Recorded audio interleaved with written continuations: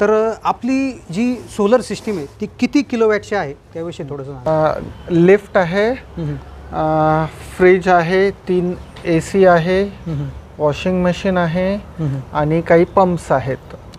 युनिटचा जो खर्च बघतात तो 0 होतो। किरकोळ डिमांड चार्जेस काहीतरी असतात जे 200-300 रुपये, जिथे बिल पहिले 3-3.5 रुपये 4,000 रुपये येत होतं, तर एक किरकोळ अमाऊंट असते 200-300-400 जी MSCBची असते। बाकी काहीही इलेक्ट्रिसिटीचे चार्जेस लागत नाही। अच्छा, लाईट बिलाच्या चिंतेपासून पूर्णतः मुक्त व्हायचं तर घरावर सोलर सिस्टीम बसवणं हा सगळ्यात चांगला पर्याय आज मितीला आहे। पण त्याच्या किमतीमुळे बसवण्यात त्याला जो खर्च येतो तर त्या खर्चामुळे आज ग्राहक त्याकडे थोडासा शंकेने बघतो।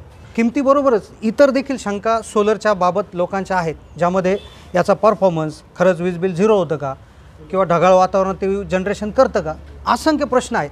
तर याच प्रश्नांची उत्तरे भेटण्यासाठी, सोलरबाबत क्लॅरिटी येण्यासाठी आपल्या चॅनलच्या माध्यमातून आपण पूर्ण महाराष्ट्रभर लोकांच्या प्रतिक्रिया, त्यांचे अनुभव आपल्या चॅनलच्या माध्यमातून घेतलेले आहेत।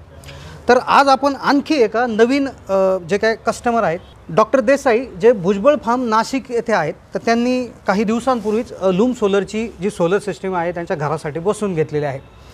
तर मुळातच ते व्यवसायाने एक डॉक्टर आहेत, तर त्यांचा अनुभव किंवा त्यांची जी प्रतिक्रिया आहे किंवा त्यांनी हे घेत असताना काय विचार केला होता, या शंका कशा पद्धतीने त्यांनी टॅकल केल्या होत्या, हे जाणून घेणं फार इंटरेस्टिंग असणार आहे। त्यामुळे व्हिडिओ फक्त शेवटपर्यंत पाहत राहा। चॅनलला नवीन असाल तर जरूर सबस्क्राईब करा। तर सगळ्यात आधी डॉक्टर साहेब, तुमचं स्वागत आहे आमच्या चॅनलमध्ये। तर सगळ्यात आधी तुमचा परिचय आणि पत्ता आमच्या व्ह्यूअर्सला सांगा। नमस्कार, मी डॉक्टर कपिल देसाई, मी व्यवसायाने एक डेंटिस्ट आहे आणि आमचा राहण्याचा पत्ता आहे नाशिकमध्ये भुजबळ फार्मच्या जवळ। अच्छा, तर आपली जी सोलर सिस्टीम आहे ती किती किलोवॅटची आहे त्याविषयी थोडंसं सांगा। ठीक आहे, माझी कॅपॅसिटी या सोलरची 4 kV आहे। अच्छा, म्हणजे 4 किलोवॅट क्षमतेचं सोलर सिस्टीम हे आहे। आता त्यानंतर तुम्हाला नेमकं काय प्रॉब्लेम येत होता याआधी सोलर सिस्टीम, आता ही साधारणपणे कधी बसवली? ही नोव्हेंबर 2023। अच्छा, मग काय प्रॉब्लेम्स येत होते, का तुम्हाला गरज वाटली? पूर्वी आम्ही हीट म्हणजे पाणी गरम करण्यासाठी सोलर वॉटर वापरायचो, सोलर वॉटर हीटर। पण काही कारणास्तव आम्ही ते बंद केल्यानंतर बाकीचे अप्लायन्स वापरायला लागलो। तिथे आम्हाला जाणवलं की इलेक्ट्रिसिटीला जास्त वापरल्या जाते, तर आपल्याला काहीतरी सोल्युशन हवं त्यासाठी। अच्छा, म्हणजे मुख्य प्रॉब्लेम तुमच्या इलेक्ट्रिसिटी यूज फार वाढला होता। अच्छा, तर आपल्याकडे कोणते कोणते अप्लायन्सेस आहे, म्हणजे काय काय आहे आपल्याकडे साधारणपणे?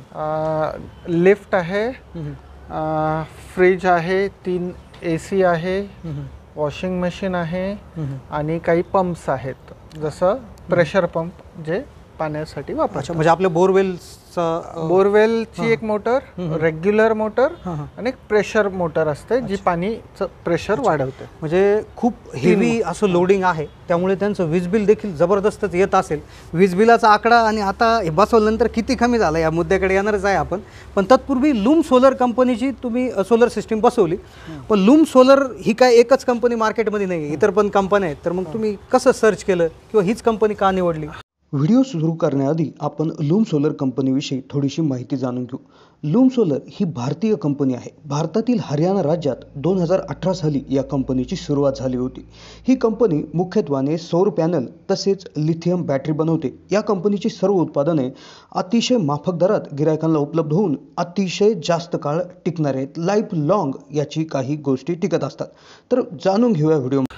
2-3 कंपन्या सर्च केल्यानंतर मला एक जाणवलं की जो डीलर असतो, जो या एरियात काम करतो, त्याने आत्तापर्यंत मॅक्झिमम कोणाचे बसवले आहे, तर माझ्या एरियात भरपूर जणांनी लूम्सचे बसवले होते। त्यात मयूर ट्रेडर्सचं नाव समोर आलं आणि मला सर्व्हिस पटली अँड खात्रीशीर वाटलं की हां, मी या सोलर सिस्टीमकडे वळू शकतो। सो मग त्यामुळे आम्ही हे बसवलं। अच्छा, आता बसवल्यानंतर म्हणजे बरेच माझ्या मते नोव्हेंबरपासून आता मे चालू आहे समजा, तर भरपूर दिवस झाले, तर कसा परफॉर्मन्स वाटला तुम्हाला एनर्जी जनरेशनच्या बाबतीत किंवा इतर? एनर्जी जनरेशनच्या बाबतीत जर 4 kV आहे तर अपेक्षा असते की अंदाजे 20 युनिट्स जनरेट व्हावे। ढगाळ वातावरण असेल तर एक 15-16 युनिट होतात. चांगलं ऊन असेल तर 20 पर्यंत जातं. सो ॲव्हरेजली आपल्याला जर म्हणजे आमच्या गरजेप्रमाणे ते 4 kV आम्हाला पुष्कळ होतं. अच्छा, म्हणजे तुम्ही तुमचं जी रिक्वायरमेंट होती त्याच्यापेक्षा थोडंसं जास्तच बसवलं होतं का? हो. अच्छा, हो, ओके. तर हा मुद्दा इथं अधोरेखित करण्यासारखा आहे. जेवढी आपली कॅपॅसिटी त्याच्यापेक्षा नक्कीच एखादा किलोवॅट जास्त बसून घ्यावं. भविष्यात लोड वाढू शकतात किंवा ढगाळ वातावरणामध्ये जनरेशन कमी होऊ शकतं. तर अशा केसेसमध्ये ते तुम्हाला फायदा होऊ शकतो. आता याच्यासाठी किती खर्च लागला तुम्हाला? अंदाजे याला 2.5 लाख रुपये खर्च आला. अच्छा. आणि सबसिडी काहीतरी 54-55 हजार रुपये मिळाली. म्हणजे ते 2 लाखापेक्षा कमीच खर्च आलेला आहे. अच्छा, म्हणजे सबसिडी देखील इथं तुम्हाला मिळालेली आहे. आणि व्ह्युअर्सच्या माहितीसाठी सांगायचं झालं, जसं माहिती आहे का आपल्याला PM सूर्यघर योजनेची घोषणा आत्ताच भारत सरकार जे आपले पंतप्रधान आहेत त्यांनी केली होती. त्या अंतर्गत 1 कोटी घरांना सोलर देण्याचं त्यांचं उद्दिष्ट आहे.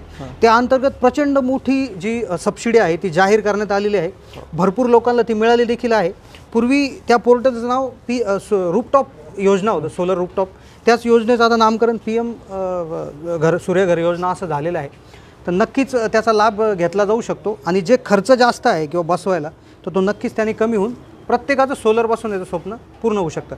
आता सगळ्यात आवडता प्रश्न असतो व्ह्युअरचा की आता युनिट्स किती कमी होतात किंवा आपलं जे लाईट बिलवर याचा काय इफेक्ट होतो का?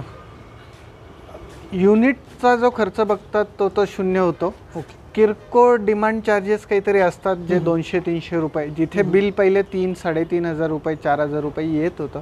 तर एक किरकोळ अमाऊंट असते 200-300-400 जी MSCBची असते. अच्छा. बाकी काहीही इलेक्ट्रिसिटीचे चार्जेस लागत नाही. अच्छा, मग आपल्याकडे जसं नेट मीटरिंग याचं केलेलं असतं बघ, किती जनरेट होतं, किती वापरतं, किती शिल्लक राहते.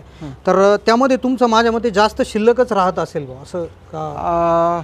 मे महिना सोडला तर बाकी इतर महिन्यांमध्ये पुष्कळ शिल्लक राहिलं. ओके. बट एप्रिल-मे महिन्यात आपल्याला असं उलटं वाटलं की आपला डिमांड जास्त होता. पण ते मागचं तुमचं जे बॅलन्स वापरल्या जातं.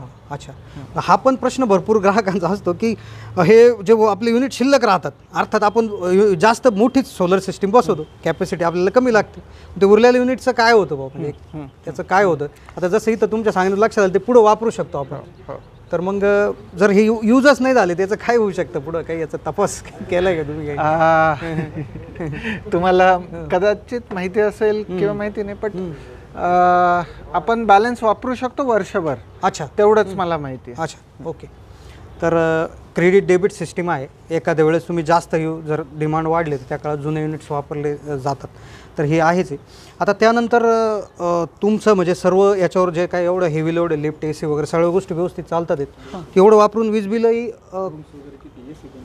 काय सांगितलं अप्लायन्सेस आहे त्याच्यावर जास्त फोकस नाही. याची वॉरंटी विषयी माहिती आहे तुम्हाला? याला पॅनलला 25 वर्षाची वॉरंटी असते. हो, तेवढं सांगितलं तरी बास आहे, बाकी काय नाही. हां, मेंटेनन्स काय असतो त्या मुद्द्याकडे. तर आता याला वॉरंटी वगैरे किती असते, किती दिवस चालतंय कंपनीची वॉरंटी वगैरे? कंपनीची वॉरंटी 25 वर्ष सांगितले. कुठलाही प्रोडक्ट 25 वर्ष वॉरंटी असणं म्हणजे चांगलीच गोष्ट आहे. हो. आणि याला काही मेंटेनन्स वगैरे लागतो का आपल्याला? मेंटेनन्स नाही आहे, फक्त ते पॅनल क्लीन असणं गरजेचं आहे, जेणे सोलरची कॅपॅसिटी वाढते, बाकी काय. ओके. आपण दररोज क्लीन करायला पाहिजे की कसं, म्हणजे साधारणपणे एक 15 दिवसात क्लीन करायला पाहिजे. अच्छा, बस. अच्छा, म्हणजे क्लिनिंग हा एकमेव मेंटेनन्स आहे, म्हणजे झिरो मेंटेनन्स असं म्हटलं तरी चालेल की त्यात काही मूव्हिंग पार्ट नाही आहे फारसा. त्यानंतर जे आता डीलर आहेत तुमचे, जे मयूर ट्रेडर्स, जे लूम सोलरचे अधिकृत डीलर डिस्ट्रीब्युटर आहेत, तर त्यांच्याकडची जी सर्व्हिस तुम्हाला मिळाली ती कशा पद्धतीची मिळाली? नंतर जे फॉलोअप घेणं वगैरे या गोष्टी पुष्कळ चांगली. ओके. कधी त्यानंतर कधी प्रॉब्लेम आला का तुम्हाला बसवल्यानंतर? काही असा एखादा प्रॉब्लेम काहीच नाही आहेत, ते लावून सोडून द्यायचं आहे. ओके.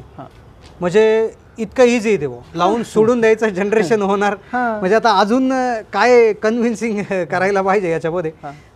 जी नॅचरल एनर्जी आपण यूज करतोय, ज्यामार्फत आपली डिमांड हे करतोय.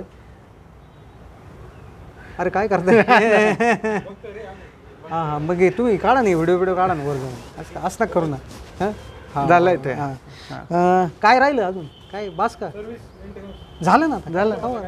हां, खाली उतर, तिकडनं लय डेंजर येते. पडताल हो, काय होते कॅशेट करशान चला. आणि आता लास्टला फक्त बाकीच्या कस्टमरला काय सांगाल बाकी काय तर भरपूर दिवस तुम्हाला हे करून झाले आणि तुम्ही सर्च पण व्यवस्थित पद्धतीने केलं होतं आणि भरपूर माहितीपूर्वक तुम्ही हा निर्णय घेतलेला आहे. तर मग बाकीच्या कस्टमरला काय सांगाल बा तुम्ही? विजेचा वापर नेहमी योग्य करतो आपण, बट काही कारणास्तव आपण जास्त वीज वापरल्या जाते आणि बिल जास्त येतं. सो त्याचा एक चांगला पर्याय हा आहे अँड लॉंग आणि जवळपास लाईफ टाईम आहे, तर मग अडचण नाही आहे. गव्हर्मेंट पण सबसिडी देते आहे. अच्छा. गव्हर्मेंट किंवा आपल्यालाही लक्षात येतं आहे की हा चांगला मार्ग आहे हीट इलेक्ट्रिसिटी जनरेट करायचा, मग आपण वापरूयात. अच्छा. तर खूप चांगली एक सल्ला त्यांनी दिलेला आहे. तर डॉक्टर साहेब तुमचं धन्यवाद, तुम्ही आम्हाला तुमचा वेळ दिला आणि खूप मौल्यवान असे थँक्यू. धन्यवाद. काय काढून वरतूनच काढू किंवा इथून काढू ना, एवढ्या लांब जायची का?